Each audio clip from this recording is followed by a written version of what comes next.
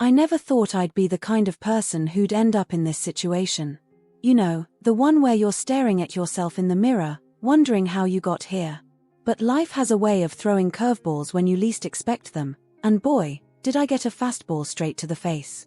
My name's Isabel, and up until a few months ago, I thought I had it all figured out. A decent job at the local library, a house in the suburbs of Boston that we'd been slowly fixing up, and Arthur, my husband of 12 years.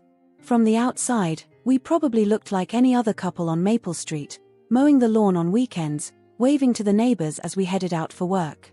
But looks can be deceiving, can't they? It all started to unravel when Dad got sick. He's always been my rock, you know? After Mom passed when I was just a kid, it was just the two of us against the world. He worked 2 jobs to put me through college, never complaining, always with a smile on his face. So when he called me one day, his voice shaky, telling me the doctors had found something, my world stopped spinning. I remember sitting in our kitchen, the yellow walls suddenly feeling too bright, too cheery for the news I was about to share. Arthur came home from his accounting firm, loosening his tie as he walked in. I took a deep breath and told him about Dad's diagnosis. Pancreatic cancer. Stage 3. The words felt like rocks in my mouth. Arthur's reaction should have been my first clue that things weren't as rosy as I'd convinced myself they were. He sighed, ran a hand through his thinning hair, and said, "How much is this going to cost us, Izzy?" Not "I'm sorry" or "how can we help?" Just straight to the finances. I brushed it off at the time, telling myself he was just being practical. As the weeks went by, Dad's condition worsened. The medical bills started piling up faster than autumn leaves in our backyard. I'd sit at our kitchen table late at night, calculator in hand, trying to make the numbers work. That's when I made the decision that would change everything. Our emergency savings, the one we'd been building for years for a rainy day, well, it was pouring now. So I used it. All of it. I told myself Arthur would understand. After all, this was family we were talking about. My dad, the man who'd given up everything for me. But as I drained our account, a little voice in the back of my head kept whispering that I should tell Arthur. I ignored it, focusing instead on the good news. Dad was responding to the treatment. His color was coming back, he was eating more. It felt like a miracle. But miracles, it turns out, come at a price. It was a Tuesday evening when everything fell apart. I remember because I'd just gotten home from visiting Dad at the hospital, feeling more optimistic than I had in months. The leaves were starting to turn, painting our street in shades of red and gold. I was thinking about making Arthur's favorite dinner, a peace offering of sorts for the conversation I knew we needed to have. The sound of his car pulling into the driveway made my heart race. I stood in the kitchen, clutching a dish towel, rehearsing what I was going to say. But the moment he walked in, I knew something was wrong. His face was like a thundercloud, dark and threatening. "Care to explain this?" he said, tossing a bunch of papers onto the counter. "Bank statements." My stomach dropped to my feet. "Arthur, I can explain," I started, but he cut me off. "Explain what, Isabel? How you've been lying to me? Stealing from our future?" His voice was rising with each word, and I found myself backing away. "Do you have any idea what you've done?" I tried to tell him about Dad's progress, about how the money had quite literally saved his life. But Arthur wasn't listening. It was like a dam had broken, and years of resentment came flooding out. "You and your father are just 2 stones in my way," he spat, and before I could process what was happening, his hand connected with my cheek. The force of it sent me stumbling back against the refrigerator, magnets clattering to the floor. The pain was sharp, but it was nothing compared to the shock. In all our years together, through all our arguments and disagreements, Arthur had never laid a hand on me. I touched my cheek, feeling it grow hot under my fingertips, and looked at the man I'd promised to love forever. I didn't recognize him. "Get out," he said, his voice low and dangerous. "I want you gone by the time I get back." And just like that, he was gone, the front door slamming behind him. I slid down to the floor, my back against the cool metal of the fridge, and let the tears come. They were hot and angry, a mixture of fear and betrayal and something else, relief. As if a veil had been lifted, and I was seeing my marriage clearly for the first time. As I sat there, surrounded by the remnants of the life we'd built together, the chipped mug Arthur always used for his morning coffee, the calendar on the wall marking our upcoming anniversary, I realized something. This moment, as painful as it was, wasn't the beginning of the end. The end had started long ago, in 1,000 little moments I'd chosen to ignore. The way Arthur's eyes would glaze over when I talked about my family. The subtle digs about how much time I spent at the hospital. The growing distance between us in bed, the silences that stretched longer with each passing day. I'd been so focused on keeping everything together, on being the perfect wife and daughter, that I'd missed the signs of the decay eating away at the foundations of my life. With shaking hands, I pulled myself up and walked to our bedroom. The room that had once been our sanctuary now felt alien, hostile even. I grabbed a duffel bag from the closet and started throwing clothes into it, not really paying attention to what I was packing.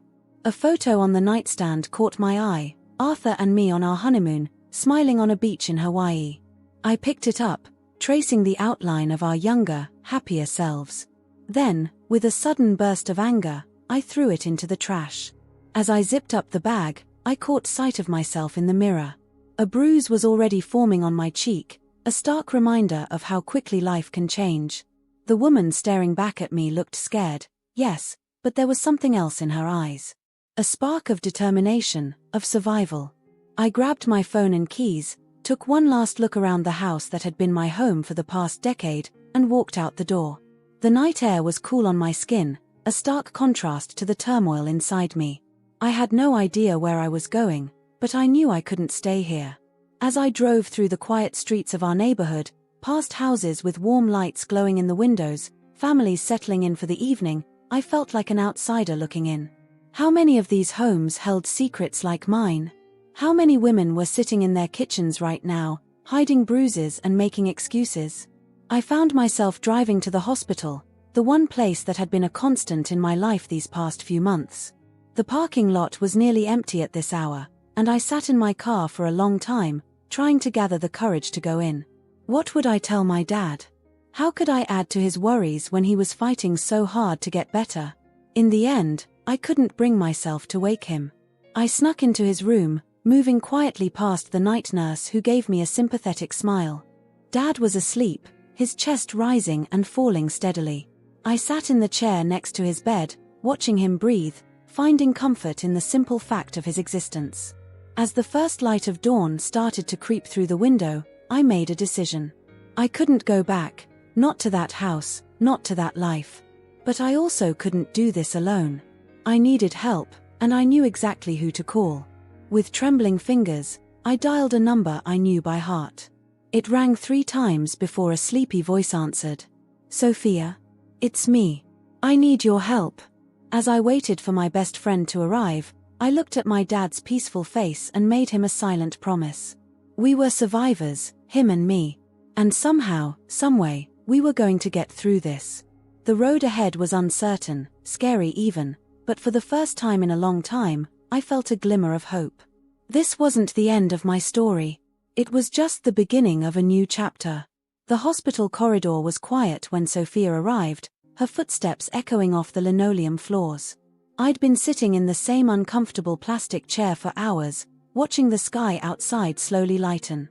When I saw her round the corner, her curly hair messy from sleep and worry etched on her face, I felt a wave of relief so strong it nearly knocked me over. "Oh, Izzy," she breathed, rushing to me. Her arms wrapped around me, and I felt myself crumble. All the tears I'd been holding back since leaving the house came pouring out. Sophia just held me, stroking my hair like my mom used to do when I was little.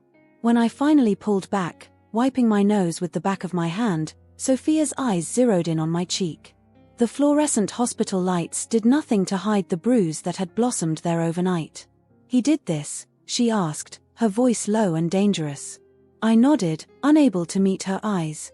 "I'll kill him," she muttered, and despite everything, I found myself letting out a watery chuckle. "Get in line," I said, attempting a weak smile. Sophia and I had been best friends since college, roommates thrown together by chance who'd become closer than sisters. She'd gone on to study law while I pursued my degree in library science. Now, she worked part-time as a paralegal while raising her 2 kids. If anyone could help me figure out what to do next, it was her. We moved to the hospital cafeteria, the smell of stale coffee and disinfectant hanging in the air. As we sat at a corner table, our hands wrapped around paper cups of what passed for coffee in this place, I began to tell her everything. The words came tumbling out: Dad's illness, the drained savings, Arthur's reaction. With each sentence, I felt a little lighter, as if sharing the burden was physically lifting it from my shoulders. Sophia listened without interrupting, her face a mixture of concern and growing anger. When I finished, she reached across the table and squeezed my hand. "You have to fight back," she said, her voice firm. "Not just for yourself, but so he doesn't hurt you, or anyone else, again." I shook my head, fear gripping my heart. "I can't, Sophia. You don't know Arthur. He'll what?" Sophia challenged. "He's already hit you, Izzy. What's next?" Her words hung in the air between us, heavy with implication. I looked down at my coffee, watching the steam rise in lazy spirals. She was right, of course. But the thought of confronting Arthur, of making this all real, terrified me more than I could express.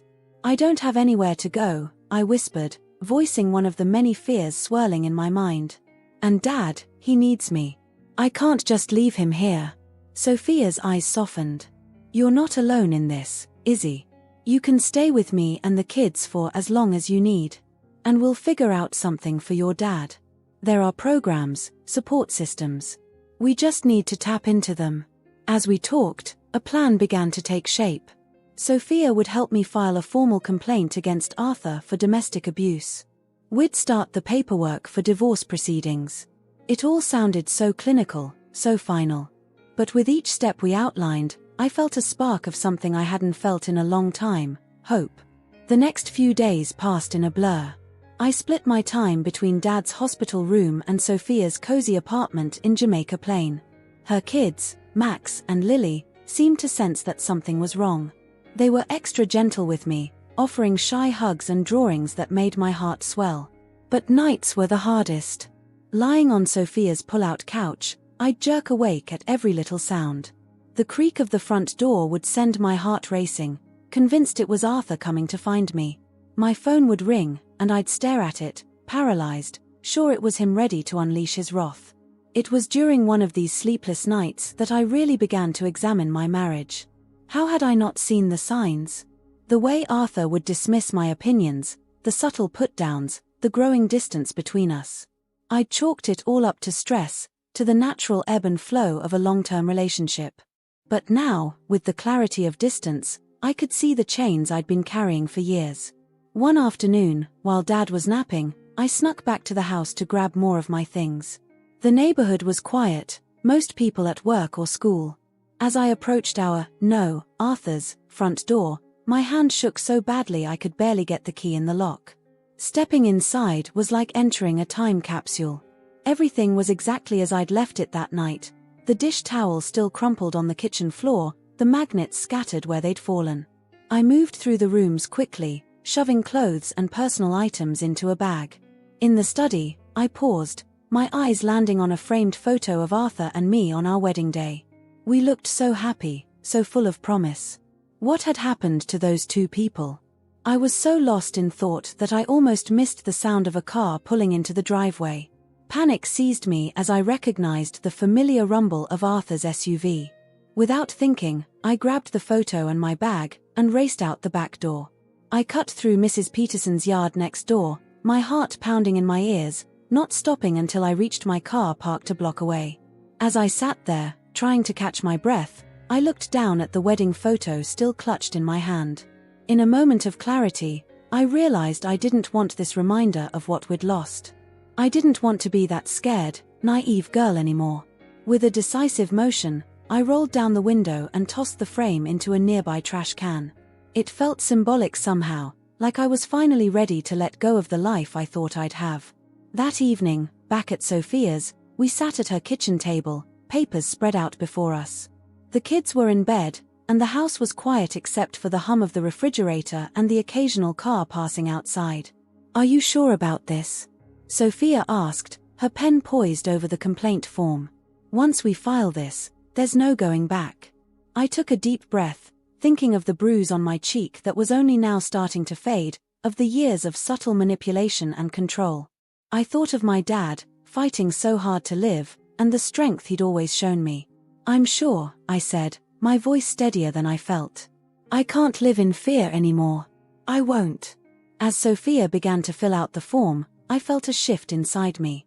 The fear was still there, yes, but it was being overtaken by something else, determination. I might have been knocked down, but I wasn't out. Not by a long shot. The next morning, I woke up early and made my way to the hospital. As I walked into Dad's room, I was surprised to see him sitting up, looking more alert than he had in weeks. "There's my girl," he said, his voice weak but warm. "I was wondering when you'd tell me what's really going on." I froze, my hand still on the door handle. "What do you mean?" He patted the bed beside him, and I sat down, careful not to disturb any of the tubes and wires surrounding him. "I may be sick, Izzy, but I'm not blind. You've been walking around here like a ghost for days. And don't think I haven't noticed that bruise." Tears welled up in my eyes. Of course he'd noticed. Dad had always been able to read me like a book. Slowly, haltingly, I began to tell him everything. About Arthur, about the money, about the fear and shame that had kept me silent for so long. When I finished, Dad was quiet for a long moment. Then he reached out and took my hand in his skin paper-thin but his grip still strong. "You listen to me, Isabel Marie," he said, using my full name like he always did when he was serious. "You are the strongest person I know. You've been carrying this weight all alone, trying to take care of everyone else. But now it's time to take care of yourself." I nodded, tears streaming down my face. "I'm scared, Dad," I admitted. "I know, sweetheart," he said, his voice gentle. "But being brave isn't about not being scared. It's about doing what's right even when you are scared." As I left the hospital that day, Dad's words echoing in my mind, I felt something shift inside me. The road ahead was still uncertain, still terrifying in many ways. But for the first time since that night in the kitchen, I felt like I could face it. I wasn't just a victim anymore. I was a survivor. And I was ready to fight. The day I'd been dreading finally arrived on a crisp autumn morning. The leaves on Maple Street were a riot of reds and golds, a stark contrast to the knot of anxiety in my stomach. I'd received a text from Arthur the night before, short and to the point, "We need to talk. Be at the house at 10 a.m. Sophia had offered to come with me, but I knew this was something I had to do alone. As I pulled up to the curb in front of Arthur's house, I took a deep breath, trying to channel some of the strength my dad had talked about.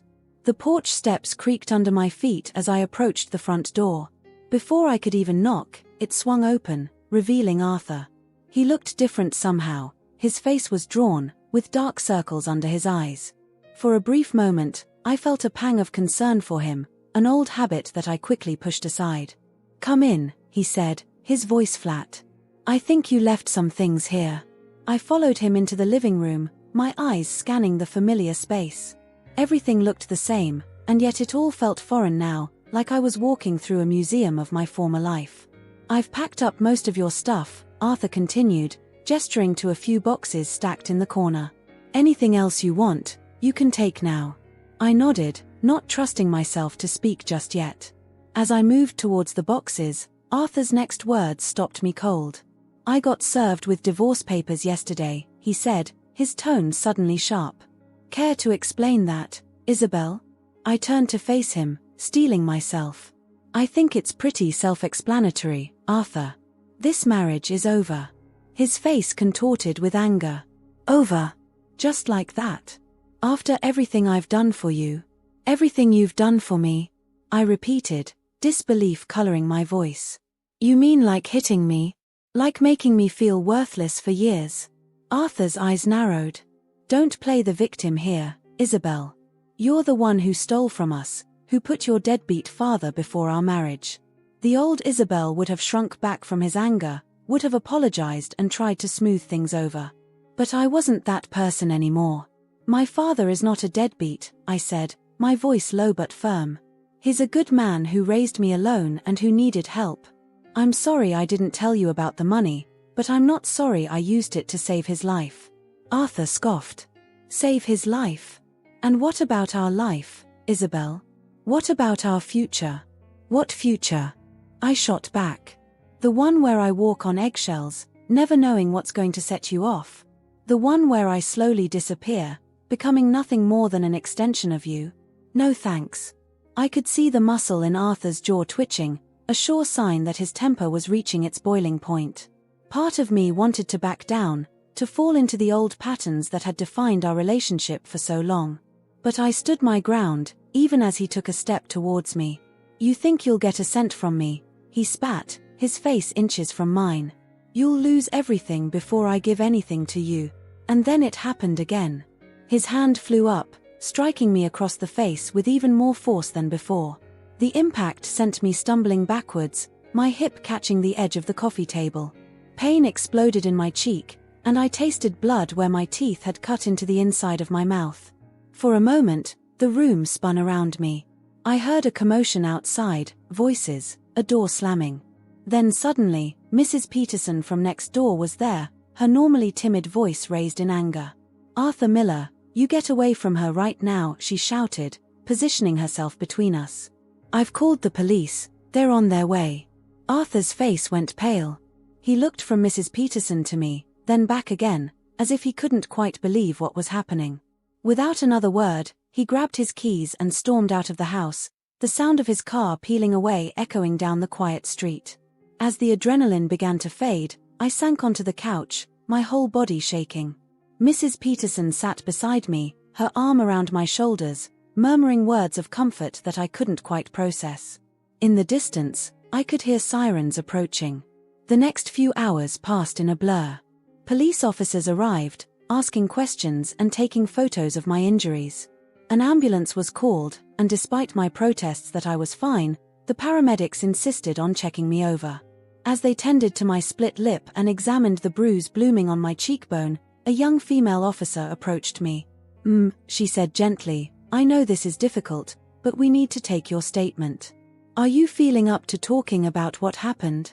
I looked at her, at the concern in her eyes, and something inside me broke open. The words came pouring out, not just about today, but about all of it.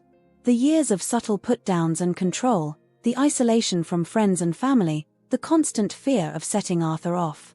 And finally, about that first night when he'd hit me, when everything I thought I knew about my life had shattered. As I spoke, I could see the officer's expression change from professional concern to personal empathy. When I finished, she reached out and squeezed my hand. You're incredibly brave, she said. I know it doesn't feel like it right now, but you've taken the first step towards reclaiming your life. We're going to do everything we can to help you. In the back of the ambulance, as the paramedics finished up their examination, I felt a strange sense of calm settle over me. The fear was still there, of course. I knew this was far from over. But for the first time in years, I felt like I could breathe. The secret was out, the truth laid bare. Whatever came next, I wouldn't have to face it alone. Sophia arrived at the hospital just as I was being discharged. Her face was a mixture of worry and relief as she pulled me into a careful hug. Oh, Izzy, she murmured. I'm so sorry. I should have been there with you. I shook my head. No, it's better that you weren't. This needed to happen. She pulled back, looking at me quizzically. What do you mean? I mean, I said, surprising myself with the steadiness in my voice, that now there's no going back. No more hiding, no more pretending. It's all out in the open now. Sophia nodded slowly. You're right. And Izzy, I'm proud of you. I know how hard this must have been. As we left the hospital, the sun was setting, painting the sky in shades of pink and orange. We drove back to Sophia's in companionable silence, the events of the day settling around us like a heavy blanket. It wasn't until we were seated at her kitchen table, mugs of tea warming our hands, that Sophia spoke again. I've been thinking, she said, pulling a folder from her bag. Do you remember your prenup? I frowned, trying to recall the details of a document I'd signed so many years ago. Vaguely. Why? Sophia's eyes gleamed. Because there's a clause in here that Arthur probably forgot about. He thinks hiring the best lawyers will scare you, but this contract might just be your secret weapon. As she spread the papers out on the table, explaining the legal jargon in terms I could understand, I felt a spark of hope ignite in my chest. For the first time since this whole ordeal began, I allowed myself to imagine a future beyond just survival, a future where I could thrive. Later that night, as I lay on Sophia's pull-out couch, my face throbbing and my mind racing, I thought about everything that had led me to this point. The choices I'd made, the signs I'd ignored, the strength I'd found when I thought I had nothing left to give. I thought about my dad, fighting his own battles in the hospital, never losing his ability to see the best in people. I thought about Sophia, standing by me without hesitation, lending me her strength when mine faltered. And I thought about myself, the woman I'd been, the woman I was becoming. As I drifted off to sleep, one thought crystallized in my mind: this wasn't the end of my story. It was just the beginning of a new chapter, one where I got to write the rules. Tomorrow would bring new challenges, I knew. But for tonight, I allowed myself to rest, to heal, to dream of the life that was waiting for me on the other side of this storm. The weeks leading up to the trial felt like a whirlwind. Every day brought a new challenge, a new form to fill out, a new decision to make. I'd never realized just how complicated the legal system could be until I found myself smack in the middle of it. Sophia was a godsend during this time. She worked tirelessly, connecting me with a pro bono legal team who were willing to take on my case. "These guys are good, Izzy," she assured me one evening as we pored over documents at her kitchen table. "They've handled cases like yours before, and they're not afraid to go up against Arthur's big-shot lawyers." I nodded, trying to feel as confident as she sounded. But the truth was, I was terrified. Arthur had always been the one who handled our finances, who made the big decisions. Now, faced with the prospect of fighting him in court, I felt woefully unprepared. The morning of our first court appearance dawned bright and clear. I stood in front of Sophia's bathroom mirror, adjusting my blouse for the 100th time. The bruise on my cheek had faded to a sickly yellow, but I could still feel the ghost of Arthur's hand every time I looked at my reflection. "You ready?" Sophia asked, appearing in the doorway. I took a deep breath and nodded. "As I'll ever be," I replied, forcing a smile. The courthouse was an imposing building in downtown Boston, all granite and columns. As we climbed the steps, I felt like I was walking into the lion's den. Inside, the halls were a bustle of activity, lawyers in crisp suits, clients looking as nervous as I felt, court officers directing traffic. We found our courtroom and stepped inside. The room was smaller than I'd expected, with wooden benches and a raised platform where the judge would sit. And there, already seated at one of the tables, was Arthur. My steps faltered when I saw him. He looked good. Polished in an expensive suit, his hair neatly combed. He was chatting easily with his lawyer, a sharp-looking woman in a tailored pantsuit. When he glanced up and saw me, his face hardened into a mask of indifference.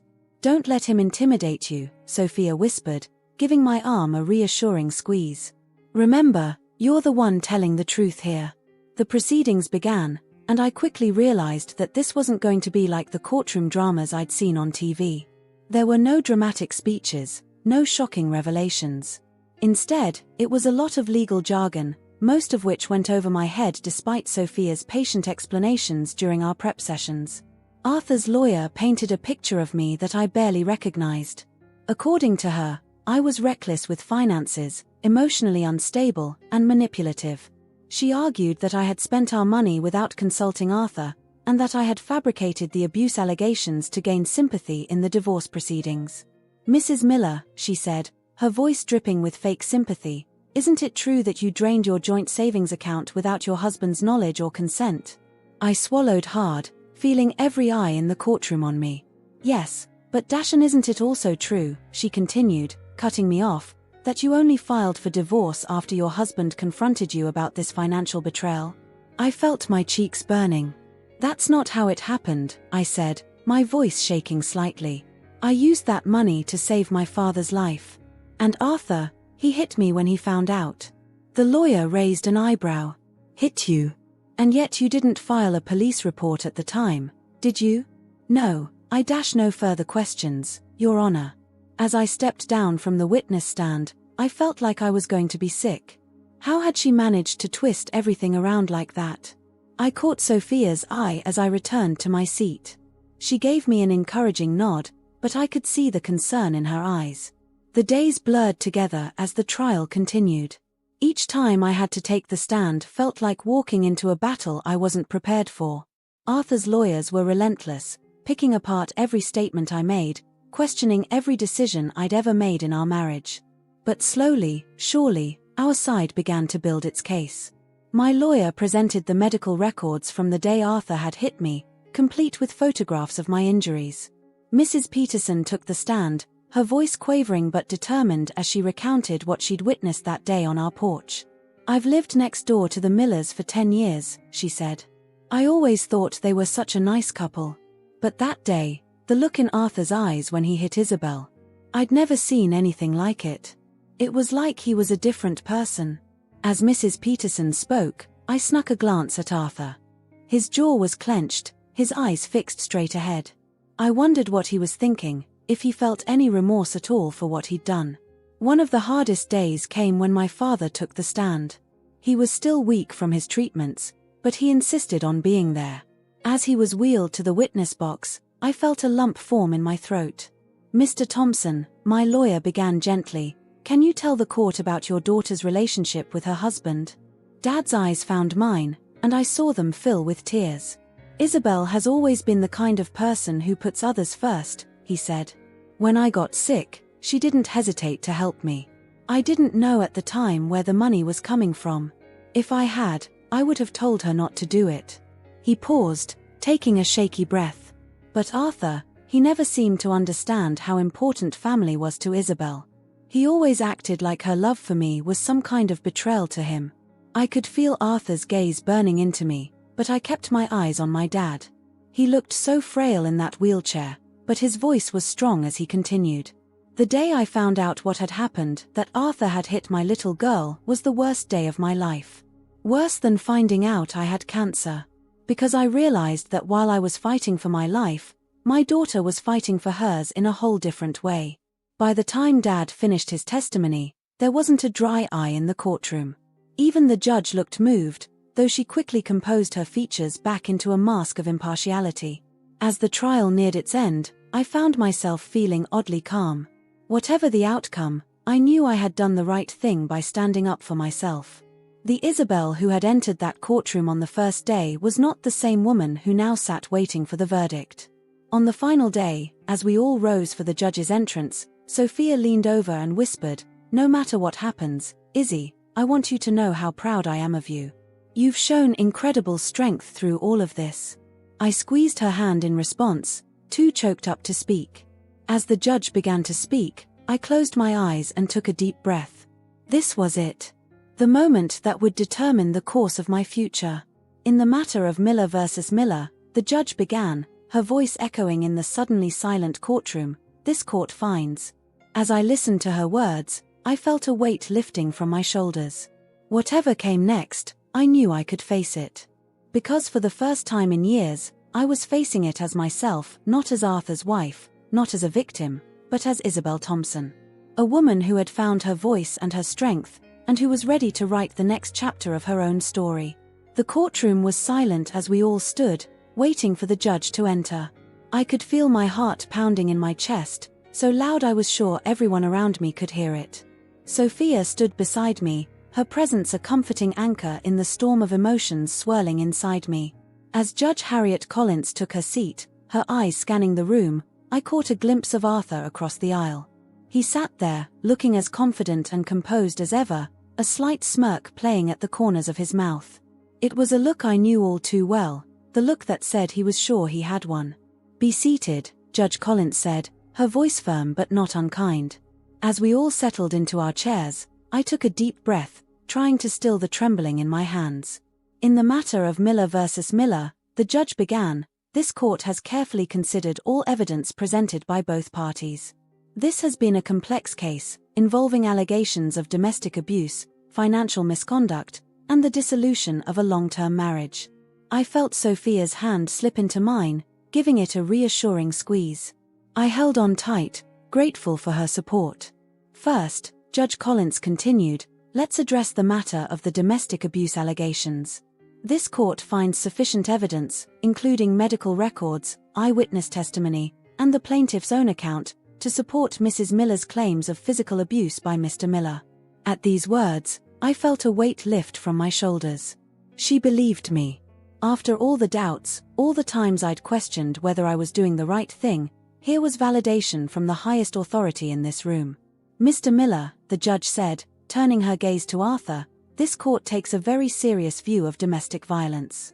Your actions are reprehensible and have no place in a civilized society. I snuck a glance at Arthur. His smirk was gone, replaced by a tightness around his eyes that I recognized as barely controlled anger. Now, regarding the financial aspects of this case, Judge Collins continued. While Mrs. Miller's decision to use joint funds without her husband's knowledge was ill-advised, this court recognizes the extenuating circumstances of her father's medical condition. Moreover, Mr. Miller's reaction to this discovery, resorting to violence rather than discussion, speaks volumes about the dynamic of this marriage. I felt tears pricking at my eyes, but I blinked them back. I wouldn't cry, not now. Not when I was so close to the end. Finally, the judge said, we come to the matter of the divorce settlement and division of assets. In reviewing the prenuptial agreement signed by both parties at the beginning of their marriage, this court has made an interesting discovery. At this, I saw Arthur lean forward slightly, his brow furrowed in confusion. I held my breath, remembering Sophia's words about a clause Arthur might have forgotten. According to Clause 11 of the prenuptial agreement, Judge Collins read, in the event of domestic abuse leading to separation, the aggrieved party is entitled to 10 years of financial support equivalent to the household income during the marriage. The courtroom erupted in murmurs. I saw Arthur's face drain of color as he turned to whisper frantically to his lawyer. Judge Collins rapped her gavel, calling for order. Mr. Miller, your own legal team drew up this agreement. I assume you were aware of its contents when you signed it. Arthur's lawyer stood up, looking flustered. Your Honor, my client signed this agreement over a decade ago. Surely there must be some statute of limitations. There is no statute of limitations specified in the agreement, Counselor, Judge Collins interrupted. The clause stands. She turned back to address the whole courtroom. Therefore, this court rules as follows. The divorce is granted on the grounds of irreconcilable differences and domestic abuse. Mr. Miller will pay alimony to Mrs. Miller for a period of 10 years, as stipulated in the prenuptial agreement. Furthermore, Mr. Miller will cover all medical expenses related to Mrs. Miller's father's cancer treatment. I sat there, stunned. It was more than I had ever dared to hope for. Not just freedom from Arthur, but financial security to rebuild my life and take care of my dad. Mrs. Miller, the judge said, her voice softening slightly as she addressed me directly. This court recognizes the courage it took for you to come forward and share your story. It is my sincere hope that this verdict will allow you to move forward and rebuild your life. With a final rap of her gavel, Judge Collins declared, this court is adjourned. The room burst into activity. My lawyer was grinning, shaking hands with Sophia. Arthur was on his feet, his face a mask of rage as he berated his legal team. But all of it felt distant, like I was watching it happen to someone else. It wasn't until Sophia pulled me into a tight hug that I finally let the tears fall. You did it, Izzy, she whispered. It's over. You're free. Free. The word echoed in my mind as we made our way out of the courtroom. Free from fear, free from control, free to be myself again. As we stepped out into the bright sunlight, I took a deep breath, feeling like it was the first real breath I'd taken in years. My lawyer caught up with us on the courthouse steps. Congratulations, Isabel, he said, shaking my hand warmly. I know this has been a difficult journey, but you should be very proud of yourself. I nodded, still feeling a bit dazed. What happens now? I asked. Now, he said with a smile, you start rebuilding your life. We'll handle all the paperwork, make sure Arthur complies with the court's ruling. You focus on healing and moving forward. As we walked down the steps, I spotted a familiar face in the crowd. Mrs. Peterson was there, beaming at me. She rushed over, enveloping me in a warm hug. Oh, Isabel, she said, her voice thick with emotion. I'm so glad it all worked out. You know, watching you stand up for yourself, it's inspired me to make some changes in my own life." I hugged her back, touched by her words. It hadn't occurred to me that my story might impact others. As we chatted, I realized that this whole ordeal hadn't just been about ending my marriage, it had been about finding my voice, my strength. Later that evening, I sat by my father's hospital bed, recounting the day's events. He listened intently, his eyes shining with pride. "I always knew you had it in you, Izzy," he said, squeezing my hand. "You're so much stronger than you give yourself credit for." I smiled, feeling a warmth spread through my chest. "I learned from the best, Dad," I replied. As I left the hospital that night, I felt a sense of peace settle over me. The road ahead wasn't going to be easy, I knew that. There would be challenges, setbacks, days when the weight of everything I'd been through would feel overwhelming. But for the first time in a long time, I felt hopeful about the future. I had my freedom, my family, and friends who had stood by me through the darkest times. I had found a strength in myself that I never knew existed. Walking down the quiet street, I looked up at the stars twinkling in the night sky. Tomorrow was a new day, the first day of my new life. And I was ready to face it head-on, not as Arthur's wife, not as a victim, but as Isabel, strong, resilient, and finally, truly free. The weeks following the trial felt like waking up from a long, troubled sleep. Every morning, I'd open my eyes and for a split second, I'd forget everything that had happened. Then reality would come rushing back, and with it, a mix of emotions I was still learning to navigate.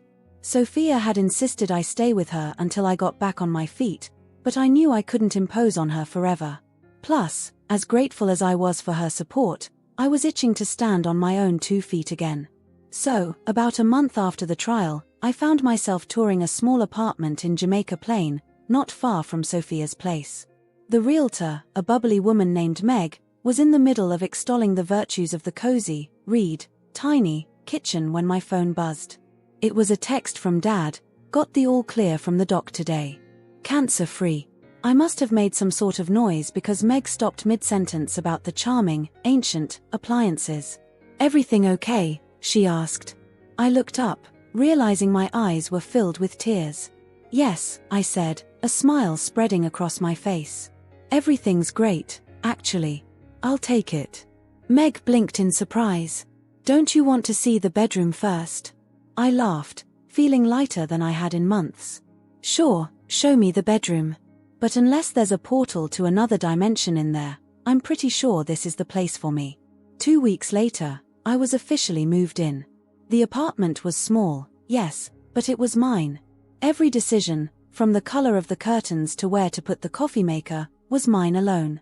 It was terrifying and exhilarating all at once. Dad insisted on helping me settle in, despite my protests that he should be resting. "I've done enough resting," he grumbled good-naturedly as he helped me assemble a bookshelf. "Besides, I want to see where my girl's going to be living." As we worked, surrounded by half-unpacked boxes and the smell of fresh paint, we talked.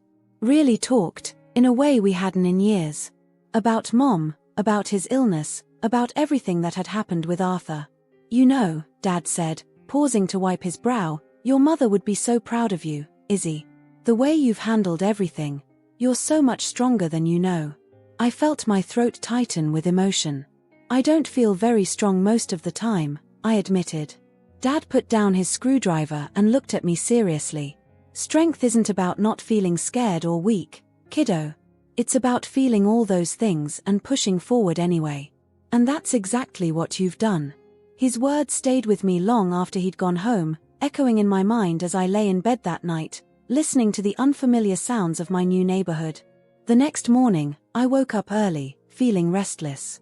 On a whim, I laced up my old running shoes and headed out. The streets were quiet, the air crisp with the promise of fall. As I jogged, letting my feet carry me wherever they wanted, I found myself thinking about the future for the first time in ages. What did I want to do with my life now? The alimony from Arthur meant I didn't have to rush back to work right away, but the thought of not having a purpose made me uneasy. I'd spent so long being defined by my roles, wife, daughter, caretaker, that I wasn't sure who I was without them. Lost in thought, I barely noticed where I was going until I found myself in front of the local community center. A poster in the window caught my eye: volunteer opportunities, make a difference in your community. Something clicked in that moment. Maybe this was where I could start, by giving back, by using my experiences to help others. Before I could talk myself out of it, I went inside. The woman at the front desk looked up as I approached, slightly out of breath and probably looking a mess in my sweaty running clothes. "Can I help you?" she asked. "I hope so," I said. "I'd like to volunteer." Her name was Diane, and over the next hour, she told me about all the different programs they ran, from literacy classes for adults to support groups for various issues. When she mentioned their domestic violence support group, I felt a jolt of recognition. "We're always looking for facilitators for that group," Diane said. "People who have been through it themselves, you know? They can connect with the participants in a way that others can't." I hesitated. The idea of sharing my story, of reliving those painful memories, was daunting. But then I thought about how alone I'd felt in the early days, how much it would have meant to hear from someone who'd come out the other side. "I'd like to help with that," I heard myself saying. "If you think I'd be a good fit." Diane's smile was warm. "I think you'd be perfect." And just like that, I had a new purpose. The training was intense, bringing up a lot of emotions I thought I'd dealt with. But with each session, I felt stronger, more certain that this was where I was meant to be. The first night I led a group session, I was terrified. My hands shook as I introduced myself, sharing the broad strokes of my story. But as I looked around the room, seeing the understanding and hope in the eyes of the women there, I knew I was doing the right thing. One woman, Jenny, came up to me after the session. "Thank you," she said quietly. "Hearing your story, it gives me hope that maybe I can get through this too." I felt a lump in my throat as I hugged her. "You can," I assured her. "It's not easy, but you're stronger than you know." As the weeks turned into months, I fell into a new routine. Mornings were for running, clearing my head and strengthening my body. Afternoons were split between volunteering at the community center and taking classes at the local community college, rediscovering my love for literature that had been dormant for so long. Evenings were for family and friends. Regular dinners with Dad, game nights with Sophia and her kids, even the occasional date, though those were still more terrifying than exciting most of the time. It wasn't always easy. There were still nights when I'd wake up in a cold sweat, Arthur's angry face vivid in my mind. Days when the weight of everything I'd been through felt overwhelming. But those moments became fewer and farther between as time passed. One crisp fall day, almost a year to the day since the trial, I found myself back in my old neighborhood. I hadn't planned to come here, but my feet had carried me along familiar streets until I was standing in front of my old house. It looked different: new paint, a for sale sign in the yard. As I stood there, memories washing over me, I heard a familiar voice. "Isabel? Is that you?" I turned to see Mrs. Peterson, out walking her dog. Her face lit up as she hurried over. "Oh, it's so good to see you," she exclaimed, pulling me into a hug. "How have you been?" We chatted for a while, catching up on the neighborhood gossip. As we talked, I realized something: the sight of my old house, the street where I'd lived with Arthur, they didn't have the power to hurt me anymore. They were just places, just memories. As I said goodbye to Mrs. Peterson and started the walk back to my new home, I felt a sense of peace settle over me. The past year had been a journey, painful, challenging, but ultimately transformative. I wasn't the same woman who had stood in that courtroom, trembling as she faced her abuser. I was stronger now, more sure of myself. I had rediscovered old passions and found new ones. I had built a life that was truly my own. As I walked, the late afternoon sun warm on my face, I thought about all the women I'd met in my support groups. Women at the beginning of their journeys, facing the same fears and doubts I had. I thought about Jenny, who had just moved into her own place, who called me last week excited about a job interview. I realized then that my story wasn't just my own anymore. It was a beacon of hope for others, a testament to the resilience of the human spirit. And while I wouldn't wish my experiences on anyone, I was grateful for the strength they had given me, for the person they had shaped me into. Reaching my apartment, I paused at the door, taking in the potted plants on my stoop, the welcome Matt Sophia had given me as a housewarming gift. This was home now. Not just a place to live, but a symbol of everything I had overcome, everything I had built for myself. As I stepped inside, closing the door on the outside world, I smiled to myself. The journey wasn't over, in many ways, it was just beginning. But I was ready for whatever came next. Because now I knew the truth, I was strong enough to handle anything life threw my way. And that knowledge, that unshakable belief in myself, was the greatest victory of all.